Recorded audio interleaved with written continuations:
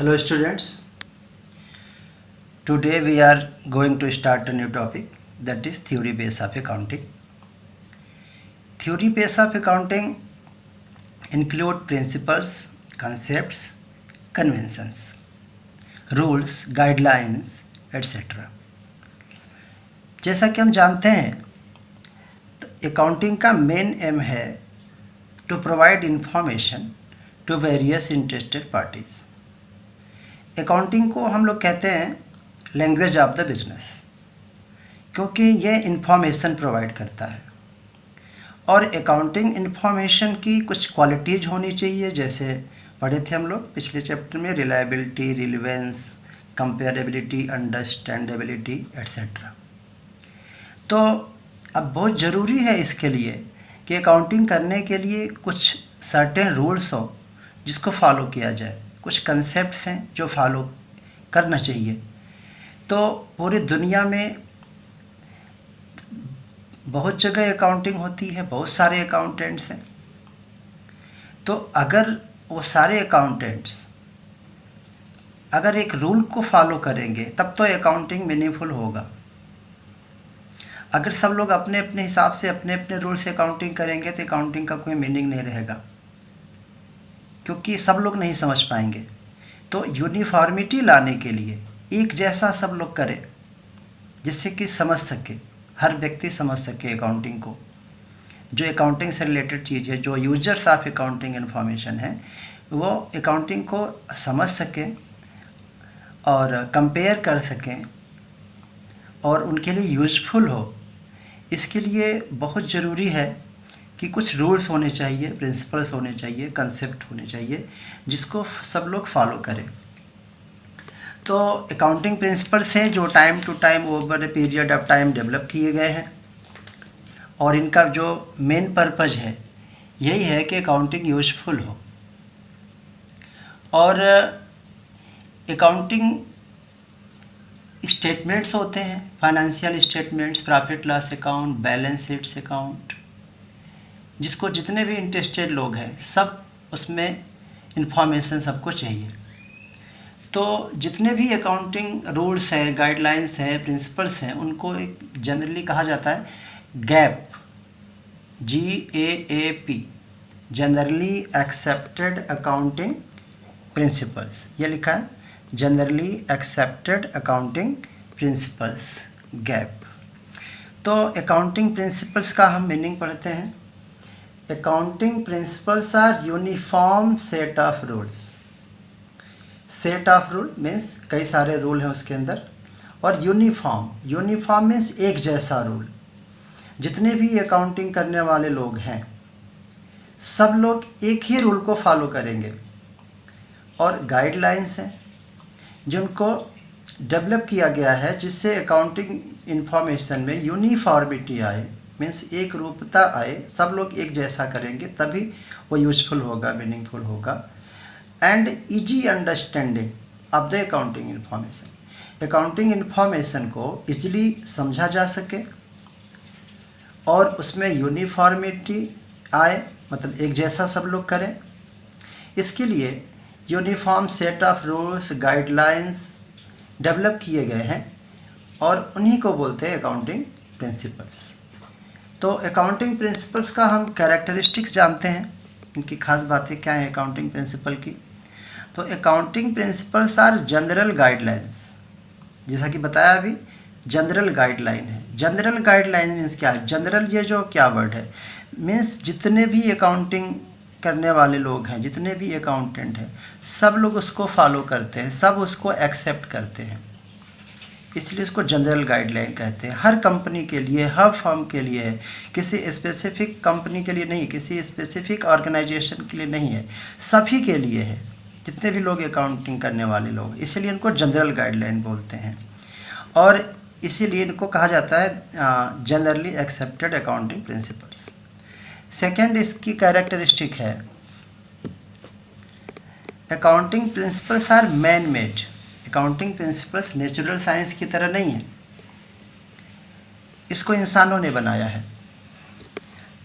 And they are derived from experience and observations. Accounting principles को कैसे develop किया गया है? एक्सपीरियंस से और ऑब्जर्व करके, देख करके। जैसे साइंस में होता है, ऑब्जर्वेशंस होते हैं, एक्सपेरिमेंट्स होते हैं, तो अकाउंटिंग प्रिंसिपल्स भी डेवलप किए गए हैं एक्सपीरियंस से, प्रैक्टिस से और ऑब्जर्वेशन से। इसका जो नेक्स्ट कैरेक्टरिस्टिक्स है, थर्ड कैरेक्टरिस्टिक्स है,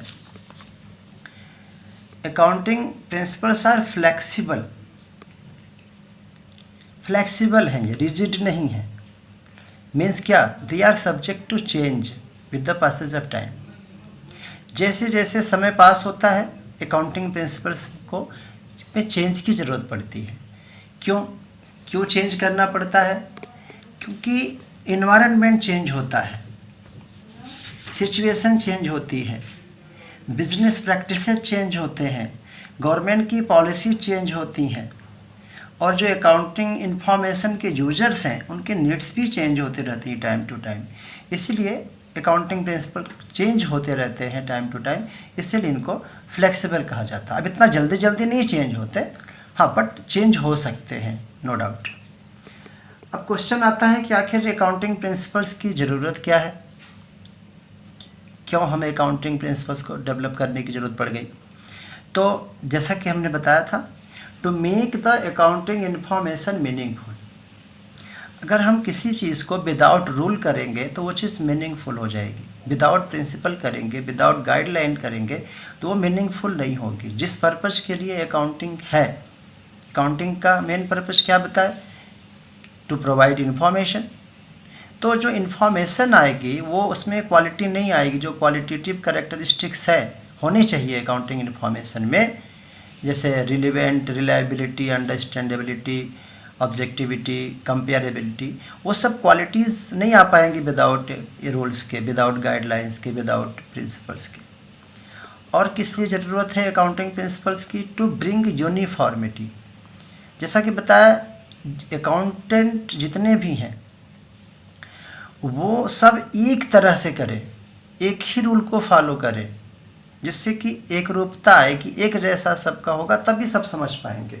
मान लीजिए कोई यूपी का बिजनेसमैन है, वो चेन्नई के बिजनेसमैन से बिजनेस करता है, कुछ वहाँ से गुड्स प्रोडक्ट्स वगैरह परचेज करता है या सेल करता है, तो दोनों एक दूसरे के अकाउंट को देखेंगे, हिसाब तो करना पड़ेगा। तो अगर अकाउंटिंग करने का तरीका उनका डिफरेंट होगा तो प्रॉब्लम्स आएगी, फिर समझ नहीं पाएंगे। यहाँ वाले वहाँ का नहीं समझ पाएंगे, वहाँ वाला यहाँ का नहीं समझ पाएंगे। फिर जैसे गवर्नमेंट डिपार्टमेंट्स हैं, टैक्सेशन डिपार्टमेंट, कमर्शियल टैक्स, जिसमें जीएसटी वगैरह हम पे करते हैं, इनकम टैक्स है, तो वो पूरे कंट्री में एक जैसा है। तो अगर एक जैसा नहीं हम अकाउंटिंग करेंगे तो फिर वो मुश्किल होगी। इवन आजकल तो ग्लोबलाइजेशन हो गया, इंटरनेशनल बिजनेस होते हैं, तो अगर एक कंट्री के अकाउंट दूसरे कंट्री के लोग नहीं समझ पाएंगे अगर यूनिफॉर्म रूल नहीं होंगे तो। इसलिए अकाउंटिंग प्रिंसिपल्स की, अकाउंटिंग रूल्स, गाइडलाइंस की ज़रूरत है। To make the information comparable. Accounting information को कंपेयर करना बहुत ज़रूरी होता है फ्यूचर प्लानिंग के लिए, बहुत सारे डिसीजंस लेने के लिए, वो सब हम लोग पढ़े थे फर्स्ट चैप्टर में। तो कंपेरेबिलिटी के लिए भी यूनिफॉर्म सेट ऑफ रूल्स होना बहुत ज़रूरी है। अगर हम एक रूल नहीं फॉलो करेंगे तो कंपेयर कैसे करेंगे? मान लीजिए प्रीवियस ईयर का अकाउंटिंग इन्फॉर्मेशन में हमने रूल अलग कर दिया, इस करंट ईयर में हमने एक अलग अकाउंटिंग रूल यूज कर दिया, तो फिर वो कंपेयर कर ही नहीं पाएंगे। फिर हम अगर कंपेयर ही नहीं कर पाएंगे तो हम डिसीजंस नहीं ले पाएंगे और कंट्रोलिंग नहीं कर पाएंगे फिर हम। इसलिए uniform set of rules means accounting principles का होना बहुत एसेंशियल है। टू ब्रिंग कंसिस्टेंसी, कंसिस्टेंसी होनी चाहिए, मीन्स जो भी रूल फॉलो किए जाए, जो अकाउंटिंग करने का मेथड है, रूल्स है, वो एक जैसा होना चाहिए। जो फॉलो करें हर साल over year two year same rule होना चाहिए। अगेन वही बात है कि अगर हर अकाउंटिंग ईयर में हम मेथड्स, रूल्स चेंज करते रहेंगे तो हम फिर कंपेयर नहीं कर पाएंगे। कंपेयर करेंगे तो उसका रिजल्ट गलत आएगा, उसका कंक्लूजन गलत आएगा। तो ये हैं अकाउंटिंग प्रिंसिपल्स का हमने मीनिंग पढ़ा, कैरेक्टरिस्टिक्स पढ़ा और क्यों ज़रूरत है, नीड क्यों है, ये हमने पढ़ा।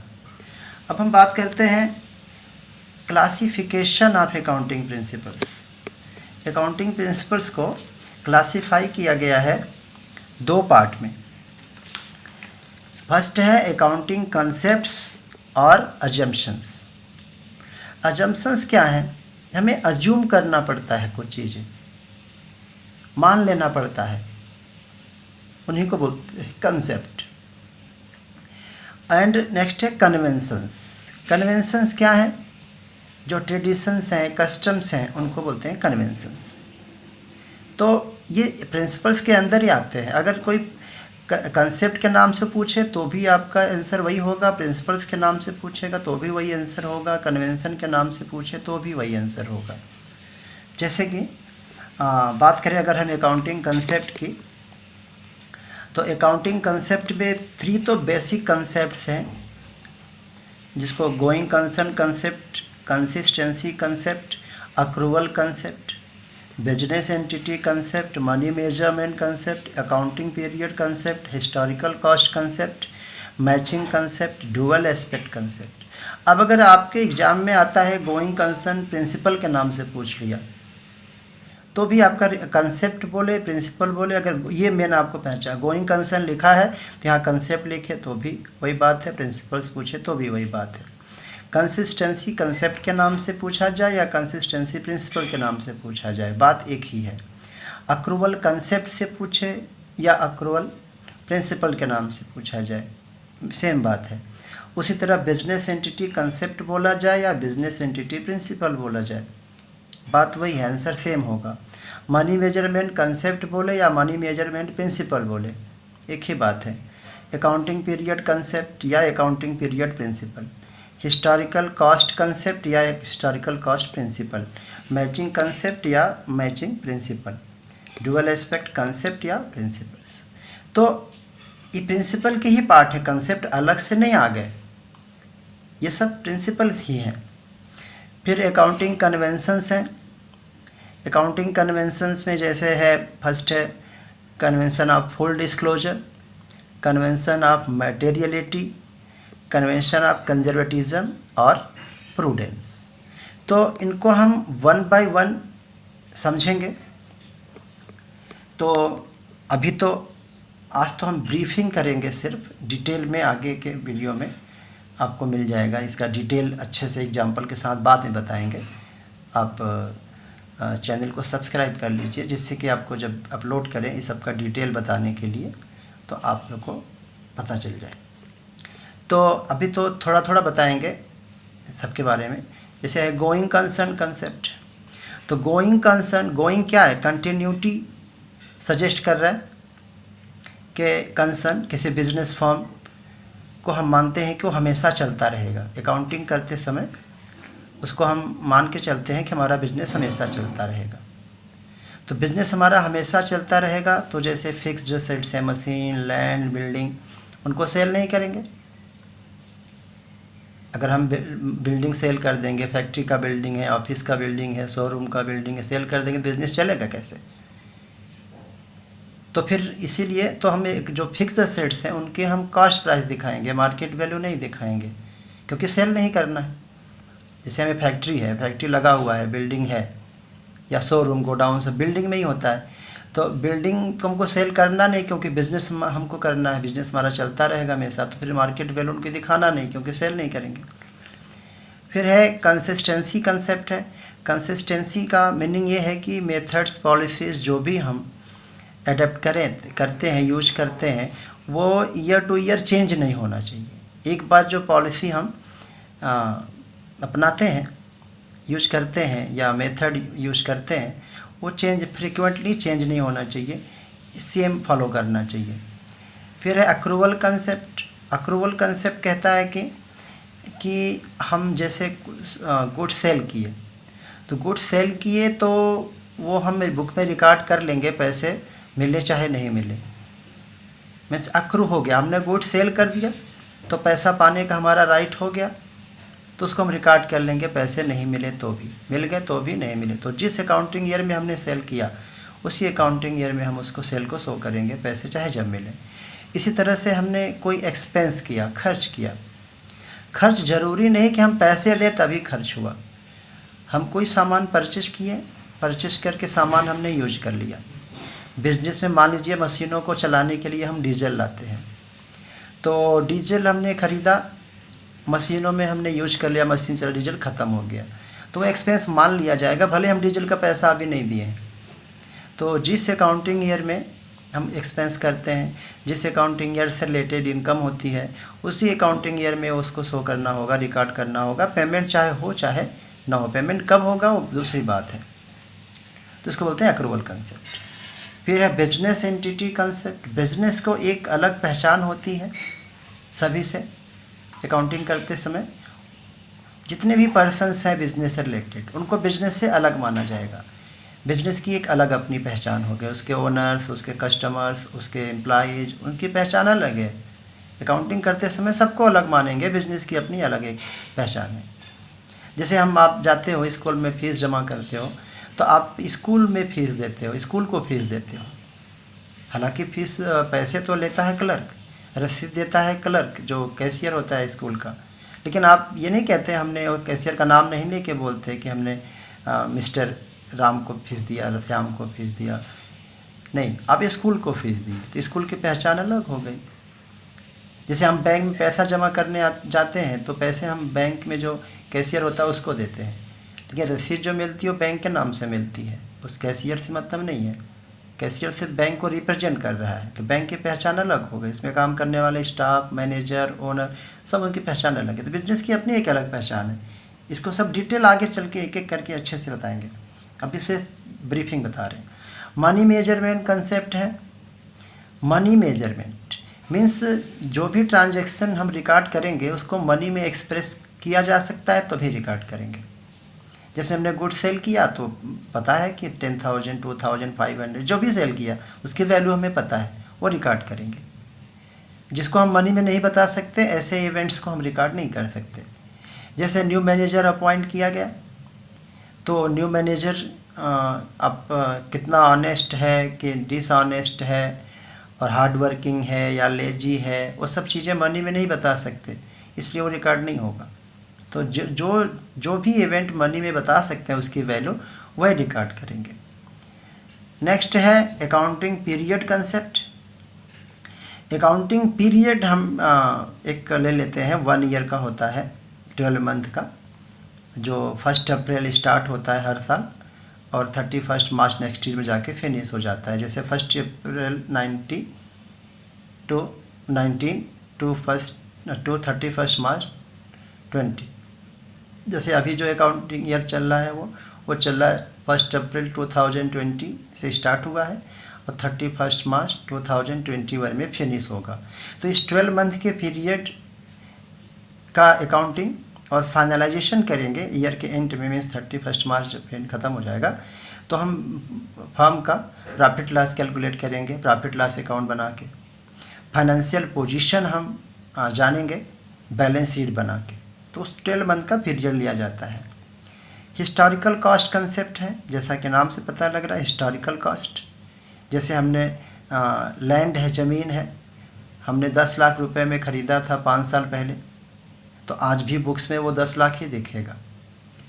आज के डेट में जबकि उसकी मार्केट वैल्यू बहुत ज़्यादा होगी। तो हिस्टोरिकल कॉस्ट कंसेप्ट है, डिटेल आगे पढ़ेंगे। मैचिंग कंसेप्ट, इसमें रेवेन्यू यानी जो हमारा सेल होता है और उस रेवेन्यू को अर्न करने के लिए जो एक्सपेंसेस होते हैं, खर्चे, उनको आपस में कंपेयर किया जाता है जिससे सही प्रॉफिट लॉस का पता चल जाए। डुअल एस्पेक्ट कंसेप्ट है। डुअल एस्पेक्ट कंसेप्ट क्या कहता है कि जितने भी ट्रांजैक्शंस होते हैं उसके 2 एस्पेक्ट होते हैं, एक को किया जाता है डेबिट, दूसरे को किया जाता है क्रेडिट। फॉर एग्जांपल हमने गुड्स परचेज किया पैसे दे के, तो एक हो गया गुड्स, दूसरा हो गया कैश। दोनों को रिकॉर्ड करेंगे, दोनों एस्पेक्ट रिकॉर्ड किए जाएंगे। तो फिर हम बात करेंगे अकाउंटिंग कन्वेंशंस हैं। अकाउंटिंग कन्वेंशंस में 3 आते हैं। कन्वेंशन ऑफ फुल डिस्क्लोजर, नाम से पता लग रहा है, फुल डिस्क्लोजर। जो भी इम्पोर्टेंट इन्फॉर्मेशन है, ज़रूरी है, एसेंशियल है, जो डिसीजन लेने के लिए बहुत ज़रूरी है, उनको सेपरेट डिस्क्लोज करना, मीन शो करना। फिर है कन्वेंशन ऑफ मैटेरियलिटी। मैटेरियलिटी प्रिंसिपल ये कहता है कि जो सिग्निफिकेंट इन्फॉर्मेशन है उनको सेपरेट शो करें, लेकिन जो सिग्निफिकेंट इन्फॉर्मेशन नहीं है, डिसीजन पे कोई फ़र्क नहीं पड़ता है अगर बताया जाए या ना बताया जाए, तो उनको अलग से शो करने की ज़रूरत नहीं है, उनको किसी और आइटम में मर्ज कर सकते हैं। जैसे छोटे मोटे एक्सपेंसेस होते हैं, जैसे चाय वगैरह रिफ्रेशमेंट आता है ऑफिस में, वो सबको अलग से चाय के नाम से दिखाने की ज़रूरत नहीं है, वो जनरल एक्सपेंसेस ऑफिस एक्सपेंसेस के नाम से सबको मर्ज करके दिखा देंगे। इसके बाद है कन्वेंशन ऑफ कंजर्वेटिज्म या कंजर्वेशन भी कहते हैं या प्रूडेंस भी कहते हैं। कंजर्वेटिज्म या कंजर्वेशंस का मीनिंग होता है कि किसी चीज़ को प्रोटेक्ट करके रखना, उसको सेफ गार्ड करना। प्रूडेंस का मतलब होता है बुद्धिमानी, समझदारी। तो जैसे बिजनेस में हमें ऐसा हमारा अंदाज़ा है कि कोई लॉस होने वाला है, तो हम उसके लिए पहले से प्रिपेयर्ड हो जाएंगे, उसके लिए प्रोविज़न कर लेंगे। तो ये है। अब ये जितने भी हमने बात किया अभी कंसेप्ट की और ये कन्वेंशंस की, अभी हमने आपको सिर्फ ब्रीफिंग दिया है। डिटेल में इसको हम अलग अलग से सबका विद एग्जाम्पल बताएंगे, तो वो वीडियो अपलोड करेंगे, तो आप लोग सब्सक्राइब ज़रूर कर दीजिए जिससे आपको नोटिफिकेशन मिल जाए। तो ये आज इतना ही, आज ब्रीफ में बताए हैं, डिटेल के लिए आगे